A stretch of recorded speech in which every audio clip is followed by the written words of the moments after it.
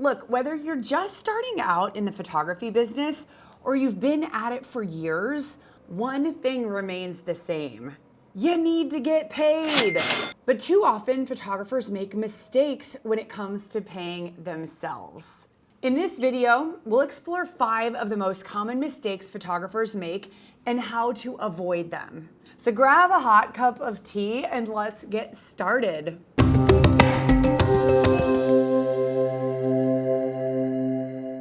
Hey, I'm Sarah Petty. For 24 years, I've run a portrait photography studio, and I was named one of the most profitable in the United States by Professional Photographers of America.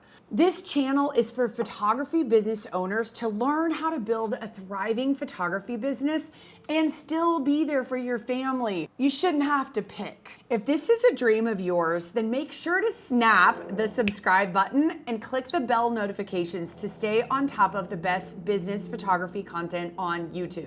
I'm curious, how many years have you been running your photography business? Comment below how many years you've been in business as a photographer so I can write back to you. Here's the thing, when you've been in business a while, you know you're bound to make some mistakes along the way. Every business owner does. But here's the thing, every mistake is just an opportunity to learn. We always say failing is learning, otherwise you're stuck. So I'd rather you be doing something and learning lessons. So let's dig into the mistakes photographers make when paying themselves. Mistake number 1, not tracking your time properly. Look, time is money, and when you're running a business, it's important to track your time.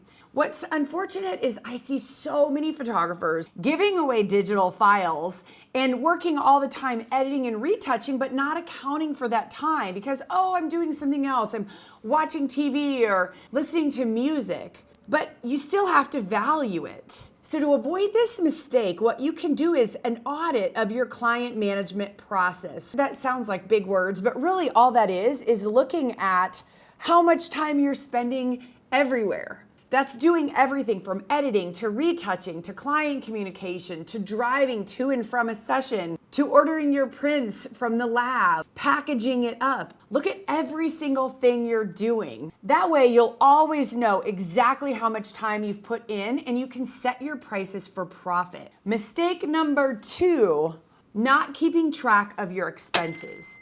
One of the first and most crucial steps to taking control of your finances is to keep track of what you're spending, right? Your expenses. This may seem like a no-brainer, but you'd be surprised how many people don't actually know how much they're spending each month. Photography equipment and software can be expensive, but also your phone bill, your copy paper, and that kind of equipment. So if you're not keeping track of your expenses, it's really easy to find yourself in debt. So make sure you sit down at the beginning of each month and categorize your expenses so you have a more clear idea of where your money is going. This will allow you to cut back on unnecessary expenses and save money in the long run. And really, as a portrait photographer, I think you need a camera, a reflector, you obviously need a computer, but you don't need a bunch of equipment. Use your money for education first, and you can buy all the equipment you want later. Mistake number 3, not setting aside money for your taxes. This one happened to me.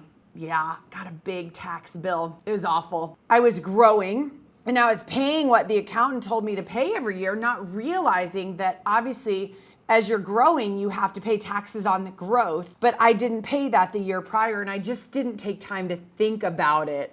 So I didn't set that money aside. And when that accountant called on April 14th and told me what I owed, I about freaked out because I didn't have that money. So when you're self-employed, it's super important to remember that you are responsible for paying your own taxes.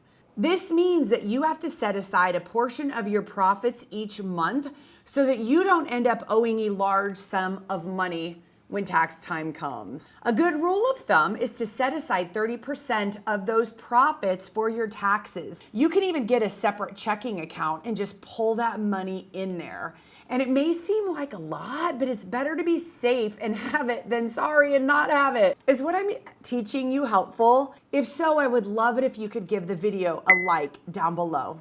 Mistake number 4, not keeping enough money in reserve. Look, when you're running a business, there are always going to be unexpected expenses.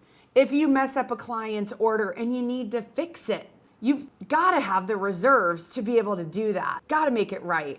Sometimes you might have to go into your personal savings account or take out a loan, but even better is if you keep 3 to 6 months of living expenses in reserve so that you can weather any storm, COVID, that comes your way. We just never know what's in the future, and you never even know what educational opportunity will come up.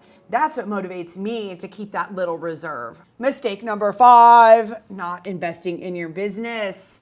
This is another mistake that photographers make. I see it all the time, is not investing in themselves to learn how to run a profitable business. Sure, it's tempting to spend all of your hard-earned money on either personal retail therapy or all the fun lenses and camera equipment.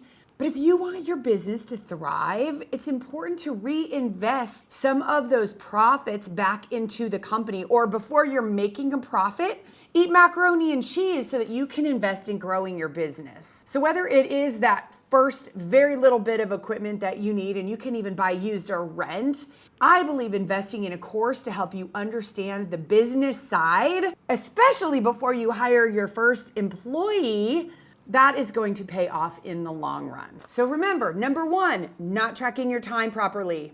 Number 2, not keeping track of your expenses. Number 3, not setting money aside for your taxes. Number 4, not keeping enough money in reserve so you can say yes to yourself. And number 5, not investing in your business. I hope that these tips were helpful. They have made a huge impact in my own business and the businesses of the thousands of students that we've taught this model to. Look, if you want to be surrounded by a group of like-minded photographers who are building their photography businesses while putting their family first, I've dropped a link to my free Facebook group in the description below. I've put a ton of free resources in there, so come join us. Hey, thank you so much for watching and subscribing to this channel. If you haven't subscribed, make sure to right here so you can get more content to help you grow your photography business. Thanks for watching, and I'll see you in the next video.